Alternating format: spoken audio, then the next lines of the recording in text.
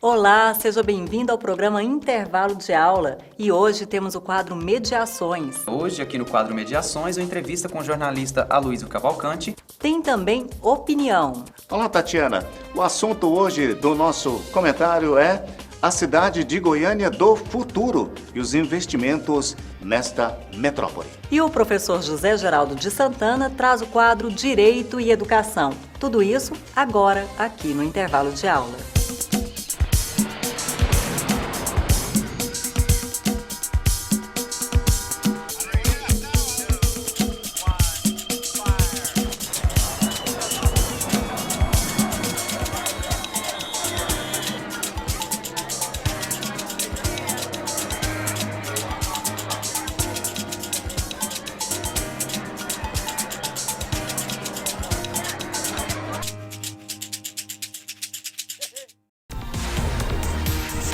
Escolha um dos cursos da Faculdade Araguaia e faça toda a diferença. Avaliada com conceito 4 pelo MEC, a Faculdade Araguaia Genuinamente Goiana está entre as principais instituições que se dedicam ao ensino superior no Brasil. Faculdade Araguaia, cuidando de sua natureza.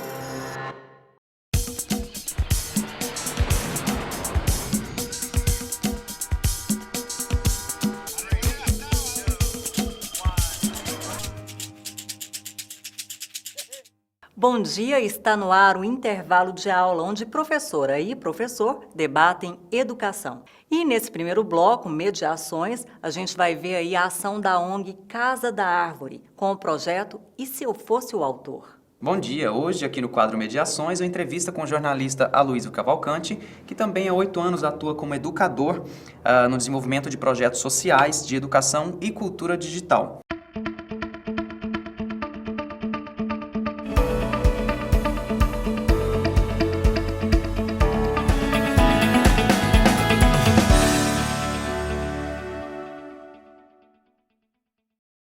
É um prazer tê-lo aqui, muito obrigado pela presença. Fala um pouco sobre esse projeto, né? E se eu fosse o autor, ou sobre a ONG em si, pode falar um pouco sobre isso também. Oi, Bruno, muito obrigado pelo convite. E o projeto, se eu fosse autor, ele é uma experiência da Casa da Árvore no intuito de tentar ajudar as redes públicas de educação a desenvolver a sua vocação para a inovação, né? E o desafio, quando nós nos motivamos nesse sentido, o desafio que a gente mais percebeu junto às redes, conversando com os professores, no convívio com as redes municipais, é o desafio de incentivar a leitura, né? Então, esse projeto, Se Eu Fosse Autor, ele nasce a partir de uma compreensão da Casa da Árvore de que a leitura é, se não o mais poderoso, uma das mais poderosas ferramentas para a construção, para a transformação social, né? E aí, nesse contexto, tão importante como a leitura é também o letramento digital. Então, a Casa da Árvore se lançou nesse desafio com vários parceiros, no intuito de encontrar formas de aproveitar tanto a experiência dos professores, como a experiência dos alunos com a cultura digital, para que a escola se reinvente enquanto o ambiente de incentivo à leitura. Promove a leitura e o contato com a cultura digital.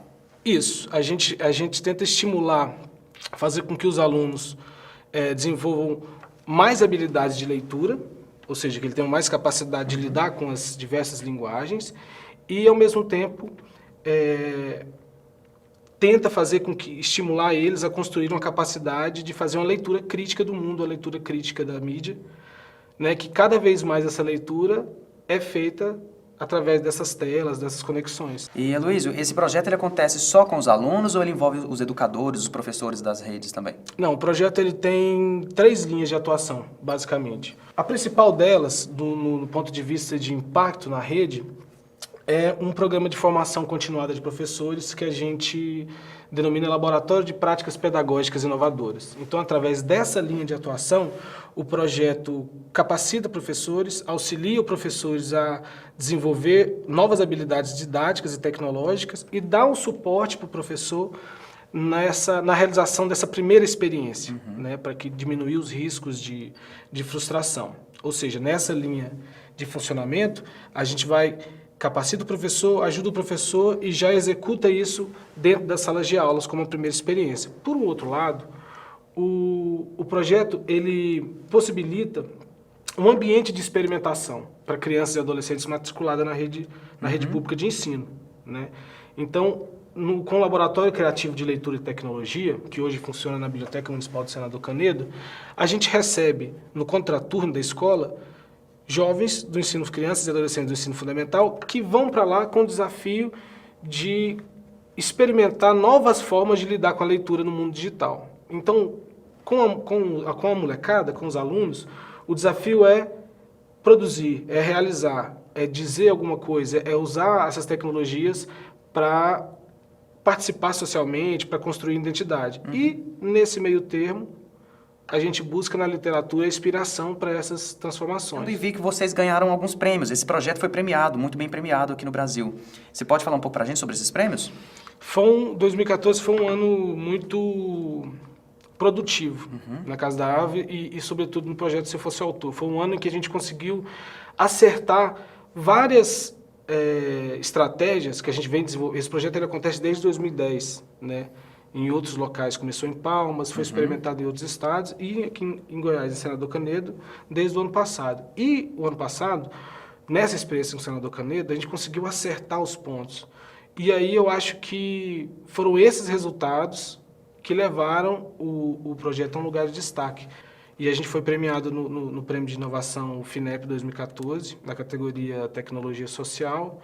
Outro prêmio muito bacana, que a gente ficou muito feliz de ter recebido, foi o prêmio A Rede, também em 2014, que o projeto foi reconhecido como um projeto de destaque, o melhor projeto de formação desenvolvido por entidades do terceiro setor e um reconhecimento do Ministério da Ciência e Tecnologia com o prêmio Telecentros BR.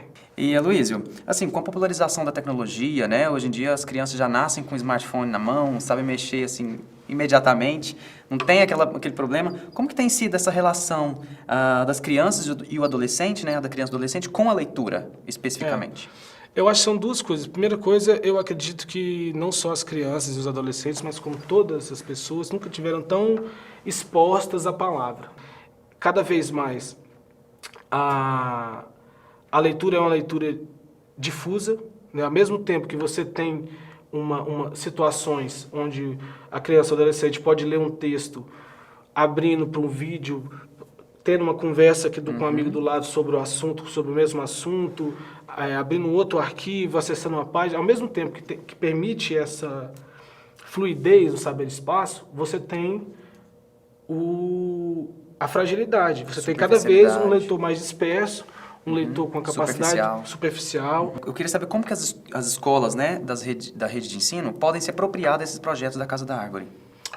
Primeiro, eu queria só informar que a partir da semana que vem, a gente vai estar fazendo um trabalho de mobilização nas escolas municipais de Senador Canedo para ofertar as vagas do Laboratório Criativo de Literatura e Tecnologia, né, que são esse laboratório onde a gente recebe os alunos. Os encontros acontecem 2 vezes por semana, no período da manhã, então, e aí é gratuito, e aí os alunos de 6º ao 9º ano já podem, os familiares, a mãe já pode procurar ou a direção da sua escola, informar ou ir lá na Biblioteca Municipal de Senador Canedo. E isso em Senador Canedo ainda não é oferecido em Goiânia, não se sabe se vai ser, tem alguma oferta em outros municípios, né? A gente está à procura de parceiros para poder levar essa experiência e também tentar ajudar outras redes públicas a encontrar a sua forma de incentivar essa molecada a ficar mais próximo da leitura e conseguir ler da maneira mais crítica o mundo que aparece pelas telas delas aí. Bom, então, o quadro Mediações de hoje fica por aqui. Aloysio, muito obrigado pela presença, foi esclarecedor o projeto, vocês estão de parabéns pelos prêmios e para os que virão. Obrigado. E realmente esperamos que Goiânia também seja contemplada futuramente com esse projeto aqui para a rede municipal.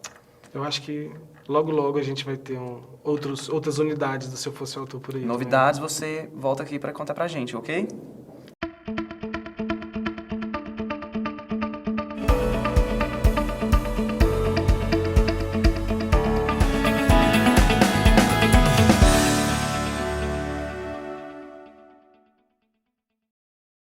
Muito interessante aí esse projeto, né? A leitura é muito importante, todos os educadores sabem, você aí de casa também sabe.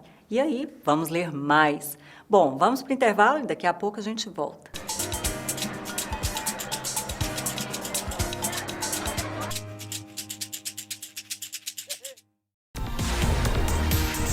Escolha um dos cursos da Faculdade Araguaia e faça toda a diferença. Avaliada com conceito 4 pelo MEC, a Faculdade Araguaia Genuinamente Goiana está entre as principais instituições que se dedicam ao ensino superior no Brasil. Faculdade Araguaia, cuidando de sua natureza.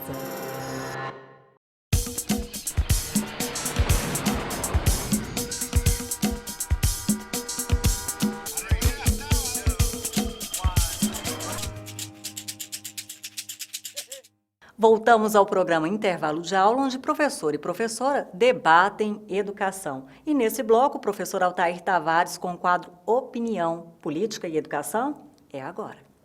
No intervalo de aula, opinião. O nosso assunto de hoje é o futuro de Goiânia e o crescimento desta cidade, que é muito grande.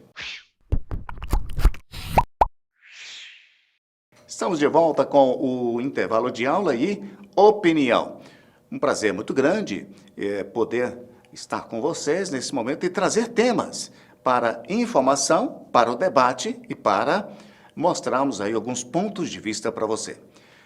Penso que a cidade de Goiânia, tendo em vista a recente pesquisa mostrando que o crescimento dela por causa da migração de pessoas, principalmente, vai ser muito grande até 2020. Nós estamos hoje com perto de 1.400.000 habitantes. Este momento da cidade tem perspectivas interessantes, mas é importante que a gente coloque em debate se essas perspectivas realmente são as que interessam para a cidade do futuro. Nós, muitas vezes, cidadãos, pelas redes sociais, nos diversos locais, questionam as administrações, questionam as prioridades, questionam os projetos, mas é imprescindível que a sociedade mostre o que pensa para essa cidade para o futuro.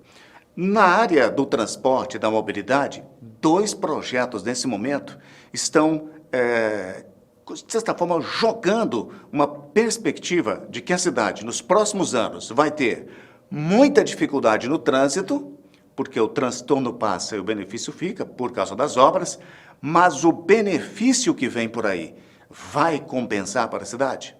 Observe bem, nós estamos falando do projeto do BRT, o ônibus rápido, sistema de ônibus rápido para o eixo norte e sul, e estamos falando do VLT, o veículo leve sobre trilhos do eixo Anhanguera. VLT bem mais caro do que o BRT. O eixo Anhanguera coordenado pelo estado de Goiás.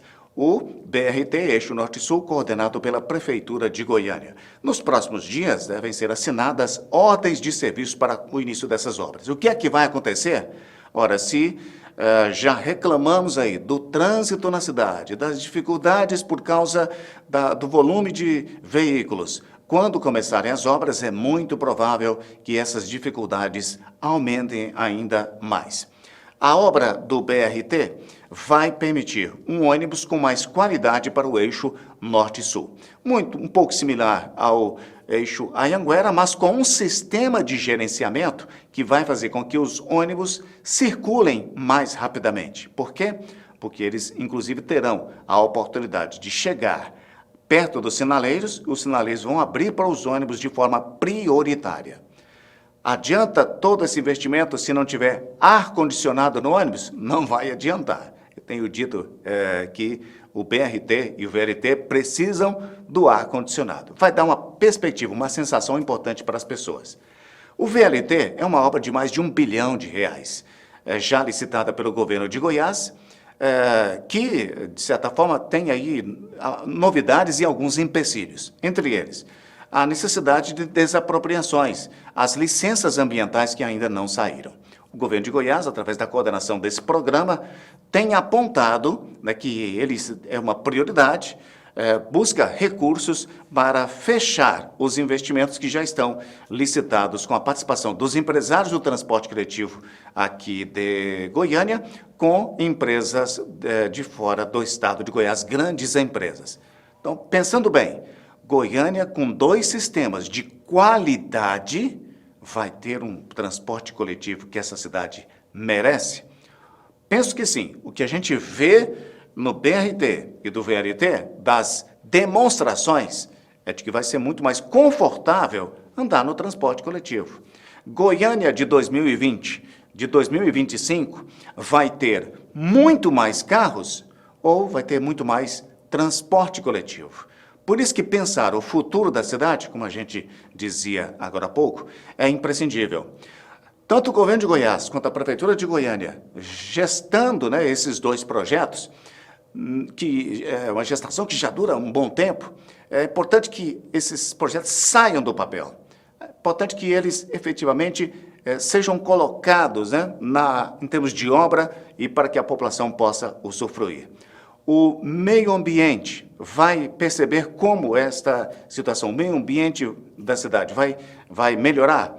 Provavelmente sim, e a perspectiva é de que sim, porque o ônibus do VLT é elétrico. Ele não vai utilizar a emissão de gases aqui na nossa região. Então, isso vai ajudar o meio ambiente. Menos carros nas ruas também, menos poluição para o incômodo, né, de todos nós.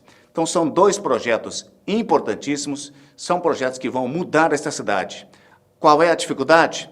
Até lá, até que eles estejam prontos, nós ainda teremos muitos empecilhos. E o que mais me preocupa, de certa forma, é exatamente isso. Será que os empecilhos serão superados para que esses projetos realmente aconteçam? E até lanço um desafio. Quem vai terminar primeiro?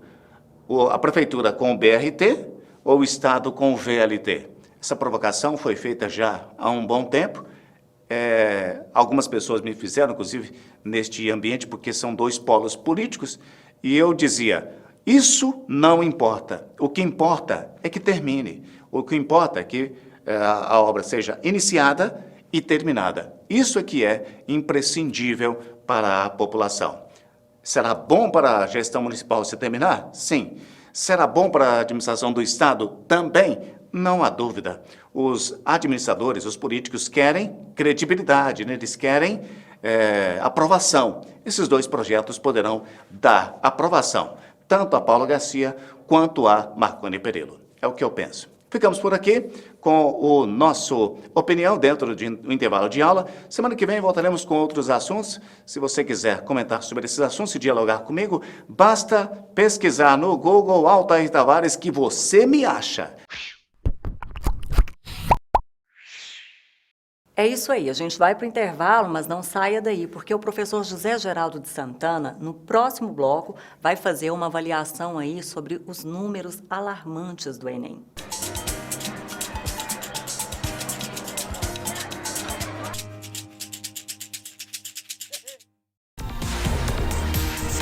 Escolha um dos cursos da Faculdade Araguaia e faça toda a diferença. Avaliada com conceito 4 pelo MEC, a Faculdade Araguaia Genuinamente Goiana está entre as principais instituições que se dedicam ao ensino superior no Brasil. Faculdade Araguaia, cuidando de sua natureza.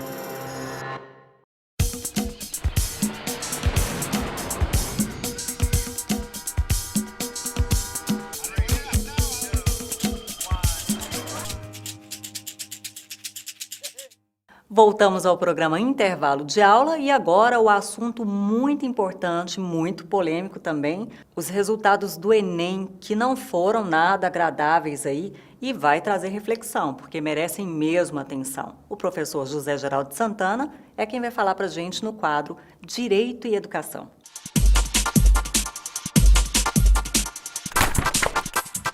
Nós estamos aqui com o professor Santana, que é o idealizador, o produtor também desse quadro, Direito e Educação. Professor Santana, muito obrigada por esse conteúdo maravilhoso que você sempre traz aqui para a gente, né, para o intervalo de aula. É uma honra, um privilégio participar do programa e dialogar com a comunidade. E hoje a gente vai trazer um assunto aí que são os resultados do Enem, números alarmantes. E vou deixar com a palavra o senhor que está aí trazendo para a gente alguns números aí que merecem atenção, né, professor Santana? Eu diria mais do que atenção, reflexão, preocupação e ação. O Constituinte de 1987, 1988, Tatiana, ao abrir o capítulo dos direitos fundamentais sociais, lá no artigo 6º da Constituição, escolheu a educação como sendo o primeiro deles. E não foi uma escolha aleatória, foi proposital. Nós sabemos que sem educação, com padrão de qualidade social, que aliás é um princípio estabelecido pela própria Constituição, nós não temos progresso, nós não temos desenvolvimento. A educação brasileira nunca foi satisfatória, mas nós chegamos a um estágio, agora esses números revelam isto, que precisamos parar, pensar e modificar a educação. Vejamos, 6 milhões e aproximadamente 200 mil alunos submeteram-se ao Exame Nacional do Ensino Médio, o Enem. 529 mil deles, 8,5%, ficaram com nota 0 em redação. Tão somente 250 unidades, não são milhares, alcançaram a nota máxima, nota 1000, que corresponderia ao 10. Aí a pergunta que nós precisamos fazer é o seguinte: o fracasso é dos alunos? Eu trago aqui, até para colaborar na reflexão, um conto de Machado de Assis, que sem dúvida nenhuma um dos maiores, se não o maior escritor brasileiro de todos os tempos. O conto se chama O Alienista. A história é a seguinte: um médico psiquiatra chega a uma cidade do Rio de Janeiro chamada Itaguaí e começa a declarar a população louca. E cada um que ele declara louco, ele prende, põe na cadeia. De repente a cidade toda estava presa. Só ele solto. Ele parou e refletiu, falou: mas se a cidade toda está presa, o louco, não é ela que é louca, eu sou louco. Soltou a cidade e prendeu-se. Não é hora da educação fazer a mesma coisa? De fato, nós não podemos continuar com a educação que temos. Professor Santana, Sim. Mas não existe um hábito já de, desde quando você é criança, de já ver os pais fazerem a mesma coisa e você nem se atentar para que você não está participando de verdade da educação do seu filho, porque você está participando de momentos pontuais e achando que isso é o todo, né? E, na verdade, você está fazendo o mínimo. Mas isso a gente já vem educado desde criança, sim, porque muitas vezes a gente repete o que a escola fez com a gente e os pais. Então, isso também não é questão de hábito e de se atentar para isso passar a ser o âmago? Você tem toda a razão. Na verdade, é uma questão cultural e ela é multissecular. Lenin dizia que nada mais difícil de ser mudado do que uma ideia depois que se enraiza. E é exatamente isso que você acabou de dizer, essa ideia está enraizada. Então, ela é reproduzida automaticamente. Naturalizou-se. Nós precisamos mudar esse quadro. Os pais consideram que uma escola que obriga os alunos a fazerem tarefas, quantidades enormes de tarefas todos os dias, é uma boa escola. Longe disso. É uma escola que fracassou. O resultado está aqui. Nós precisamos pensar a escola para a formação, com aqueles objetivos da Constituição. Nós precisamos ter uma escola com estrutura. Estrutura física é importante, mas como eu disse, nós vivemos a era do conhecimento. Nós precisamos de quê? Laboratórios. Nós precisamos de professores devidamente qualificados, professores bem remunerados, professores com tempo para estudo, avaliação, planejamento, aperfeiçoamento. Porque na era do conhecimento, o que nós conhecemos hoje, amanhã já está superado. Então, se não houver uma política de aperfeiçoamento permanente do professor e da escola, a escola fica para trás. Professor Santana, e você acha que nesse contexto, com esses profissionais mal valorizados, a gente vai conseguir chegar em algum plano de educação? Já existe o nacional, com as suas metas, tudo. Agora, né, a gente está nos estaduais municipais para fazer né? Você acha que a gente vai conseguir isso? Primeiro eu quero dizer o seguinte, eu sou otimista. Eu tenho confiança absoluta no desenvolvimento social, no futuro da humanidade. Eu não sou escatológico, eu não vejo a sociedade caminhando para o abismo, longe disso. Cada momento histórico tem suas dificuldades, tem sua superação. Eu creio que nós caminhamos, sim, para uma nova realidade. Agora, na medida em que todos nos imiscuirmos da construção dessa nova realidade. É preciso que realmente nós mudemos este quadro. Agora, para nós mudarmos o quadro, é preciso que haja um empenho nacional, e não houve até agora.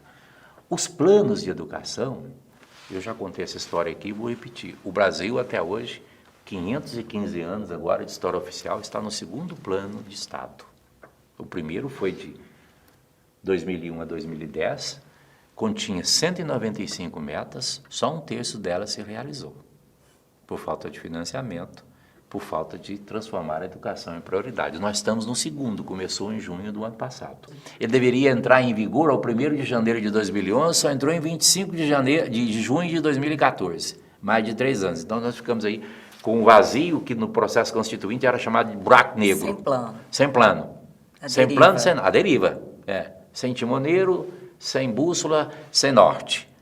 Nós tivemos o ano passado uma grande conquista que foi a aprovação da destinação de 10% do PIB para a educação. Mas, por enquanto, isso é tão somente uma intenção. Nós não temos fonte de custeio. De onde é que vem esse dinheiro? O artigo 212 da Constituição vincula as receitas de impostos, 18% para a União, 25% para estados e municípios. E nós não vamos chegar a lugar nenhum com isso. Pois é, e aí traça 20 metas, corta ali orçamento que devia ser destinado para a educação, como é que cumpre as metas? Vai sair do papel? Não. Se nós dependermos da burocracia, da vontade do Poder Executivo, do Poder Legislativo, não. Isso é uma tarefa social. Voltaire dizia no século XVIII, e com razão, que só tem esperança no clamor social. Sem ele, nós não vamos construir uma nova realidade social. E geralmente a gente vê os números são apresentados, todo mundo se alarma, mas depois não existe ação, né? Parece que a coisa morre. É tão somente um instante, né? Aquilo não tem sequência, não tem continuidade. Até os números se naturalizam.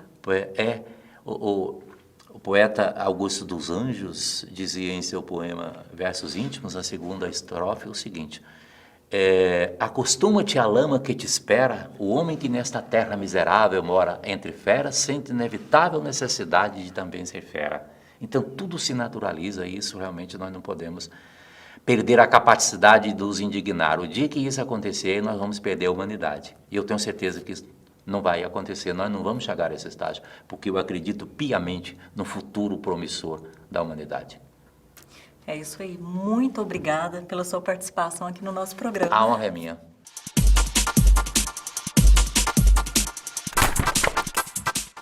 Não dá mais para falar nada, tem que agir agora, não é mesmo? O nosso programa fica por aqui, mas domingo que vem tem muito mais e eu aguardo você. Até lá!